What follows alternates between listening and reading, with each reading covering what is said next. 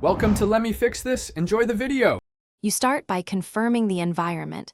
Run Python version and pip version so you know which Python pip controls. Open command prompt as administrator. This avoids permission errors when uninstalling system packages. If you use a virtualenv or conda, activate that environment first because you want to remove the package from the correct interpreter. Once activated, make sure to list installed packages with pip list so you can see Jupyter or notebook entries before proceeding. You now run the uninstall commands, pip uninstall notebook and pip uninstall Jupyter, responding yes to prompts.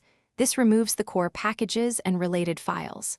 If you installed with conda, use conda remove notebook Jupyter Y while the environment is active so conda handles dependencies.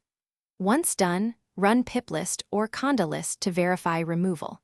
If remnants remain, run pip uninstall no cache dir notebook again. Make sure to target the same Python interpreter you initially checked. Finish by cleaning config and runtime files.